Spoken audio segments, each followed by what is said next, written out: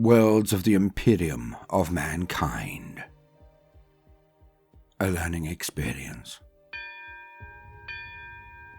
The two sons of Archduke Vaya were dutifully sat at their desks when the door was flung open. Roderick, the younger of the two by only a year, seemed to jump in his seat at the vigor of the entrance. Brond sniggered at him for a second, until he too locked eyes with the new arrival. Expecting Sister Rosmerta, the wolfish grin was instantly wiped from his face. In the stead of the young adepter who usually took the classes was a towering figure of a man, decked out in his stark and sharply pressed and perfect uniform. He locked them both with his renowned glare. The two boys bolted to their feet and snapped their heels as they stood at their tallest. "Sit!" barked the general. The chairs were filled with alacrity, both boys sitting straight-backed and attentive, if not awed. Roderick raised his hand carefully above his head. The older man narrowed his eyes and gave a curt nod to him. "It is excellent to see you, Uncle Marduk. Can I ask you why we are honored with your presence?" The glare he received was withering. Both Roderick and Brond shrunk back. "The sister is advising your father, as is her duty. I am only here for a few days, and know the topic to be imparted today. One of you will be the crown prince of this world, one hopefully in service to the Emperor someday soon. This is too important to leave to underlings, no matter how loyal. Hence, you will not receive flowery fallacies and fripperies today. This is the price. You have the best food, lodging, services, and even luxuries that any human could dream of receiving. But this is the price, the burden we nobility carry for all those millions beneath us. Knowledge. You will say the unvarnished truth. The schedule states you have been instructed to study this subject. I will hear no cant or rote from you. Let us see if you have not just read, but actually learnt your topic." He turned to the board and picked up a piece of chalk. Standing with one arm behind his back, he wrote in swift and clear writing. The title read, "The Worlds of the Imperium, from least to most dangerous." He swiveled on his boots to look down at his nephews with a raised eyebrow, bouncing the chalk in his hand. Roderick slowly raised his hand again and received the same curt nod. He asked shakily, "Uncle Marduk, can I clarify the question, please?" The general's eyes widened for a second, and then he nodded more slowly. Roderick blurted out, "Dangerous for the inhabitants, assailants, or to humans in general, sir?" Bronze sneered down at his brother imperiously, but snapped his attention back with the answer. "An incisive question, nephew. For this exercise, let us say that it is for humans in general. Gentlemen, first give me the subtypes in your order of estimation." At this, Brond put up his left hand and pulled down a finger with each of the names listed. "From least to most: Paradise World, M Standard, Jungle, Ice, Desert, Gas Giant." He beamed. "Your logic," snapped the general, without turning around from the board he had written the list upon.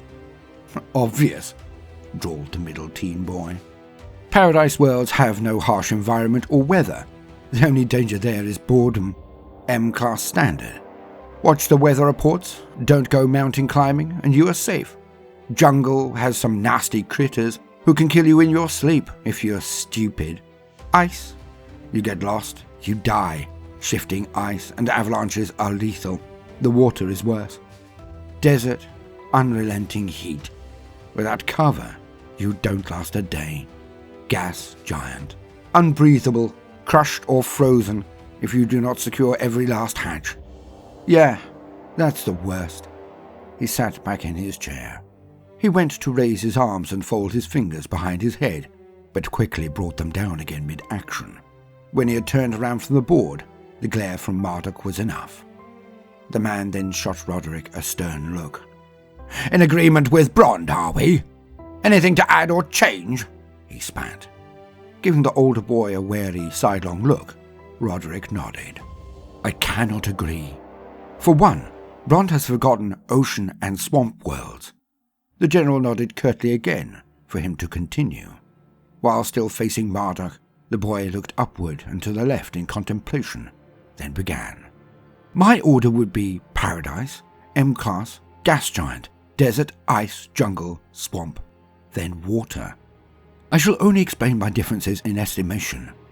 Gas Giants would have staff at highest alert at all times, hence they would be cautious. So, I deem it low threat. Deserts can be survived, hunting for water by spotting local animals or vegetation. Jungle is indeed full of bugs, but also there could be many large predators. Few jungles are entirely mapped, I would have thought. Swamp, same as jungle, but you have the factor that everything below your knees or even higher will be hidden from you. A 20-foot lizard or amphibian could be down there, or even rippy fish. You would never know it until it was too late. I place water as worst, as no man can survive in the case of a sunken ship or conveyance. There is nowhere to swim to. Not forgetting the gargantuan sharks and other predators that will snaffle you as quick as cheese. And the worlds are viewed as passive and safe, so much so that even my brother ignored their threat.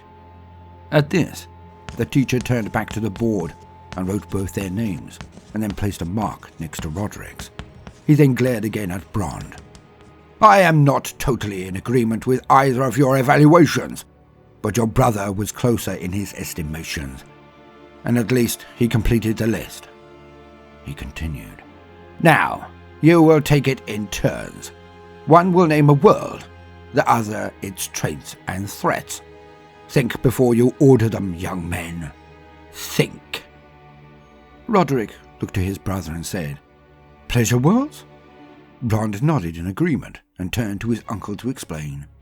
Pleasure worlds are almost universally paradise planets that are preserved for the exclusive use of the elites, nobility, high-ranking officials of the administratum, navy, astra militarum, or even ministorum. All of the serfs who abide there are specifically trained to fulfill our every want or need, most indoctrinated or molded from a young age to be pliant and servile. There are no environmental threats, and the presence of a gaggle of other elites means that the region will be heavily patrolled. Ships of the line will most likely be in place while the officer in charge is residing there, and of course there will be many officers. The same applies to the guard, arbites, etc. Only a fool would assault a pleasure world. The Imperium protects its leading lights. We know. The only threat is boredom, or being pleasured too hard. The name written on the board, the chalk now bounced again in their uncle's hand. Brond stated, Agri-world, but did not even acknowledge his brother. Roderick nodded and spoke. Entire worlds set aside just for high-density food production, be it aquatic or land-based flora or fauna. Some water worlds are used for harvests of krill and plankton, or even larger actual fish stock. Most are cleared and then crops planted that are collected by mammoth haulers. The people would be hardy but non-combative. All predators removed long ago. Perhaps a grok stampede or a downed hauler may be the only threats? Marduk etched the name on the board and swung around on his heels. Civilized worlds, said Roderick. Brond took up the baton. Like our world, there is high civilization, an orderly planetary defense force, the presence of Adeptus Arbites. Yet they are not densely populated at below 10 billion subjects, so not enough to be classified as hive worlds. Of course, some are more developed than others, but law and order are enforced, and barbarity kept to a minimum. More marks went onto the board as Brond then stated. Dead worlds. His younger sibling's eyes widened and he shook his head. I said dead worlds, not death worlds, Roderick, sneered Brond. The younger boy nodded and then proceeded. Dead worlds, where there is no active life or even traces of a biosphere. Some are scoured by exterminators, some are barren because of xenos predation or biological, chemical or astronomical events that have slain everything there. Some never had any life and could never support it. By this rationale, there is nothing there to harm humans, unless it is the environment alone, and with that, anyone should be taking all necessary steps to protect themselves from. Simple. My choice is Cemetery World next. Brond piped up. Worlds that are given over to the burial of the honoured dead. Some decimated by Xenos, some by civil war.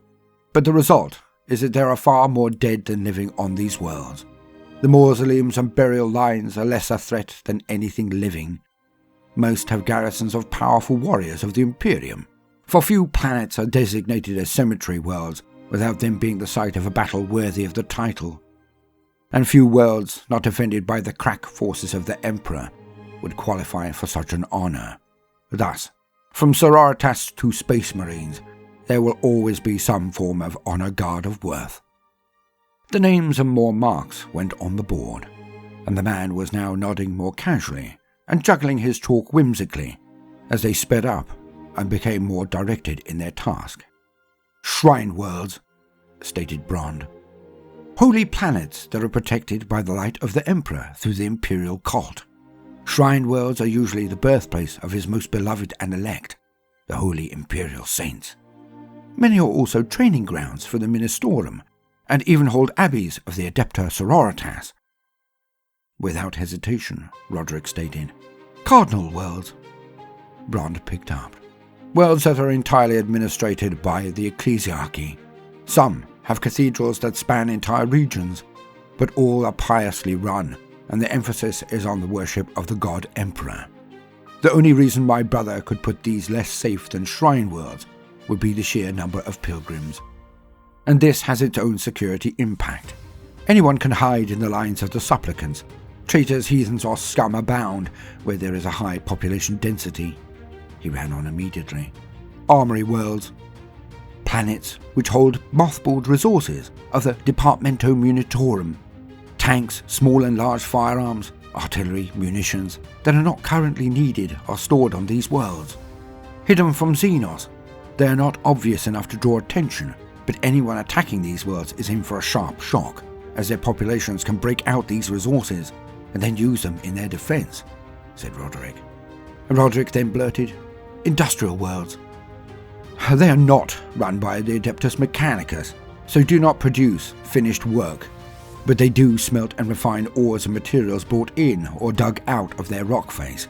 The smelters cover most of the landmass, so there is little danger from the low population. They are busy, and such activity is always dangerous. One cannot trust the machines that run them, nor be guaranteed not to be run over by incompetently driven or automated loaders. Low danger level, but even the atmosphere can be a threat, just as serious to one's health as being flattened. Mining world. Roderick did not miss a beat. Like industrial worlds, yet without the smelting and refining. These are planets that have materials required for the Imperium and its wars. Yet there is usually less atmosphere, likely more automated carriers, and definitely more threat of structural collapse from the ongoing strip mining of the world or meteor. Derelict worlds, he shot back. Derelict worlds are abandoned or had existing civilizations scoured away long ago, either through war or disaster. Again, they're empty of sentient life.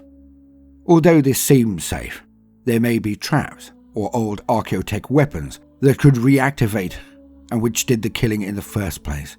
Also, no Xenos world, even if derelict, is safe. Their spite knows no bounds, and they can leave traps for us, or even worse, they might return to claim their old realms. Fortress world. Roderick picked up. They are the bastions of the Emperor's might. Fortress worlds are huge muster grounds that are protected by orbital defenses, garrison fleets, and even dockyards. Often the starting point of any crusade and linchpins in the strategic defense of the realm. Fortifications cover their entire landmass, and their seas are monitored for any anomalies. Entire scores of regiments of foot, armor, ordnance, and cavalry are stationed on these planets. The only real danger is that such places are targets for Xenos or traitor scum.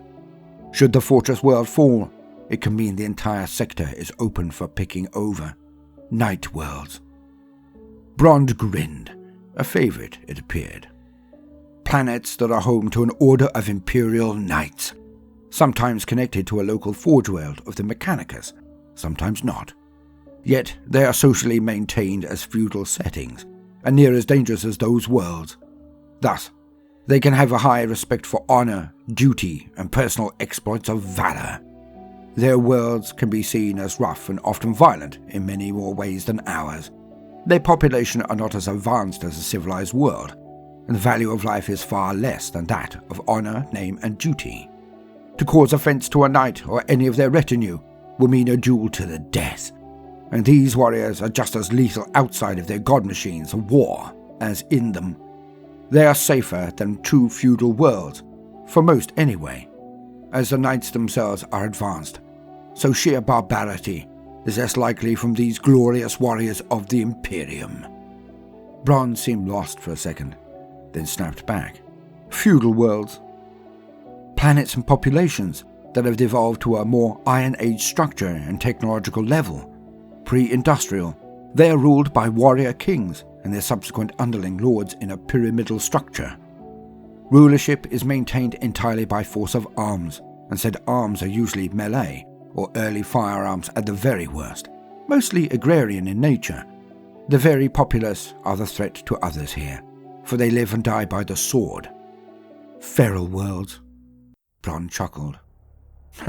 These are sky-worshipping mud hut dwellers and tree swingers.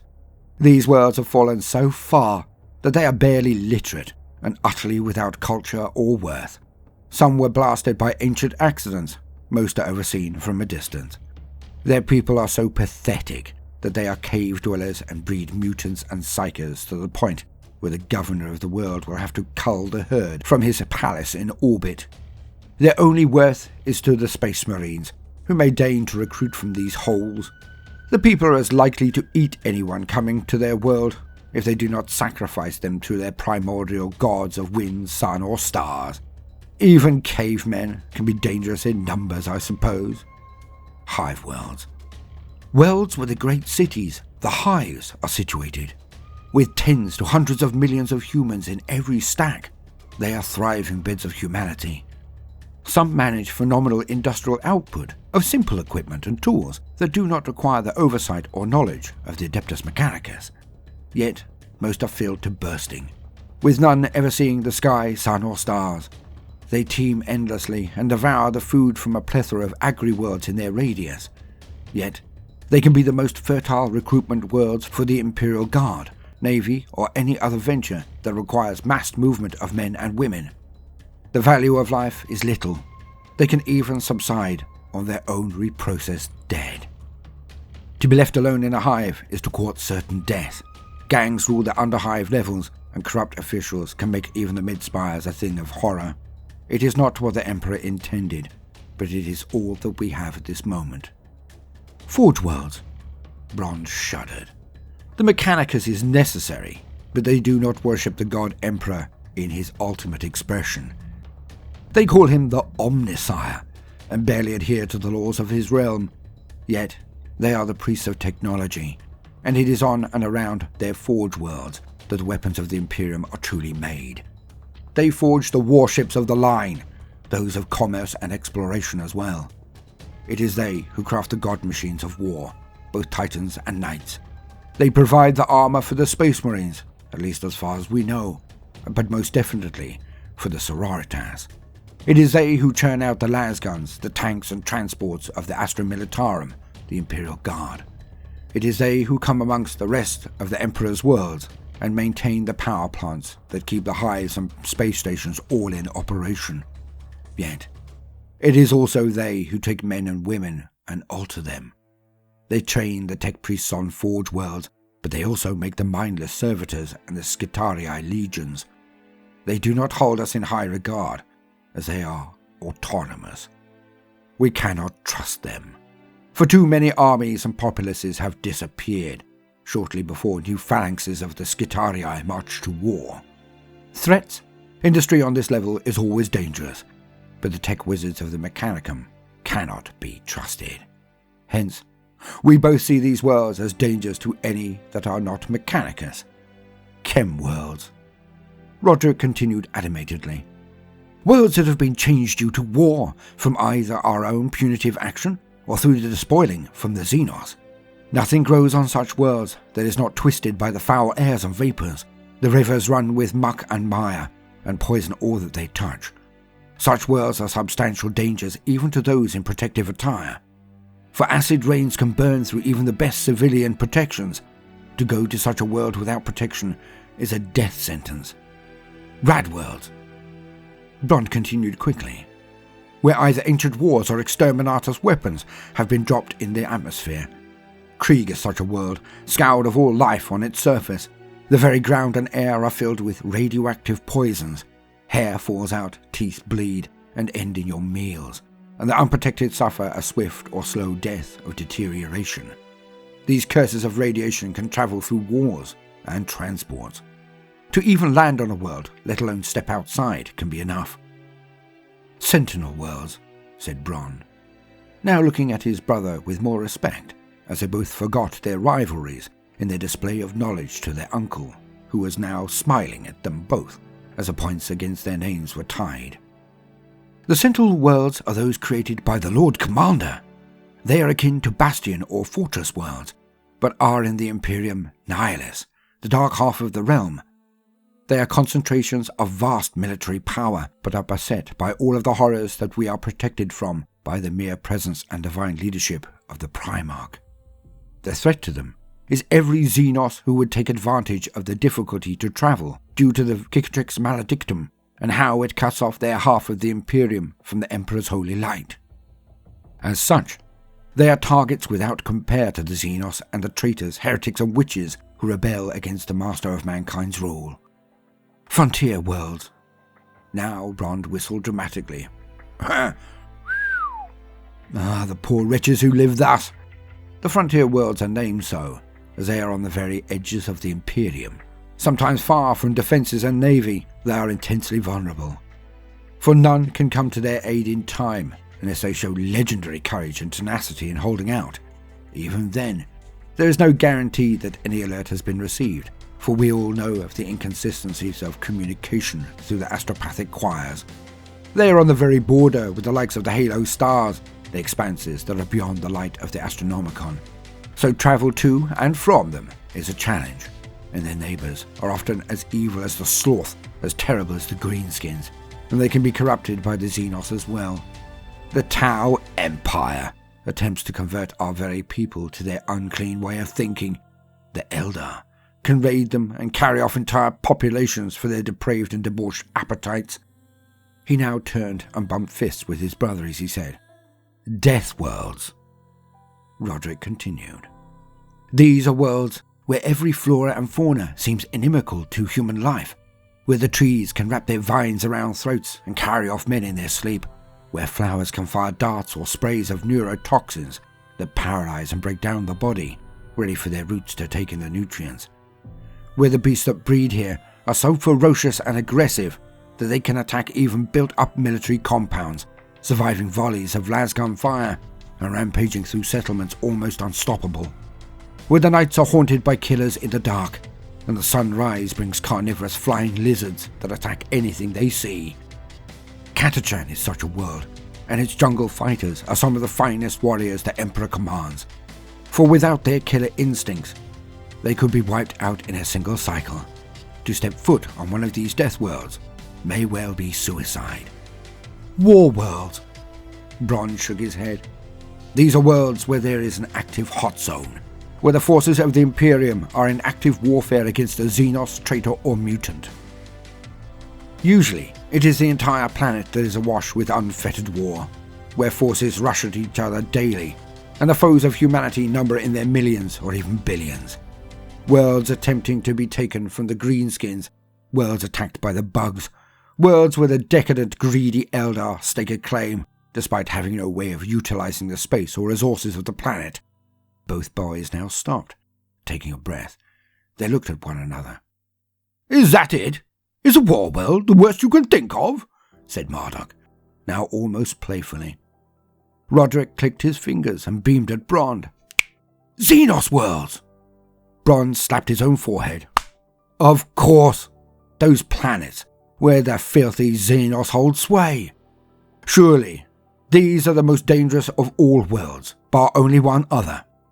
The danger is not only to life and limb, but to one's very soul. Above all things, the alien wishes to corrupt and twist the human heart and mind, to make us bow before them and forget the light of the Emperor's love. Yet now, I think of one more, what I consider the worst. Roderick now looked at him agape. What could his brother know that he did not? Brond leaned forward and said, "Forbidden worlds." Roderick now blanked. He shrugged and opened his palms to show his defeat. Brond looked at him while scraping his tongue across his teeth in anticipation before starting. Forbidden worlds are those that have been placed under quarantine by the Holy Inquisition. As the name states, they are so terrible, so dangerous to human minds, bodies, or souls, that they cannot even be approached by any outside of the Holy Ordos. And that surely must make them more dangerous to us even than a Xenos world. For we attack them every day, all across the stars. But these forbidden worlds? We dare not even think of invading them. They are that dangerous. Roderick gaped at Brond, as the older boy could not help himself but to cross his arms and sit back in absolute victory. At that, the general then threw back his head and gave a huge belly laugh.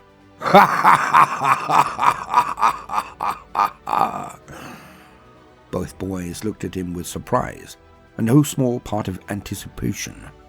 What did this warrior, who had led so many so far from home, seen or done? Did he know of worse? His outburst over, General Marduk placed the chalk down on the side of the board, then turned to both conspiratorially. "Now, young men, I can state that you have done well. You have forgotten one world I can tell you about. A penal world, where the Imperium places its most horrific and dangerous prisoners. Where we also recruit our penal legions. By the looks on your faces, I can tell you want to know all that I do about worse planets."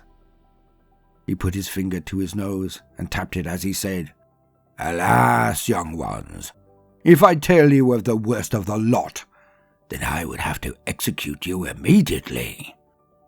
With this, he winked, and both boys sat back laughing, partly to join in his little joke, but mostly out of a sense of unease.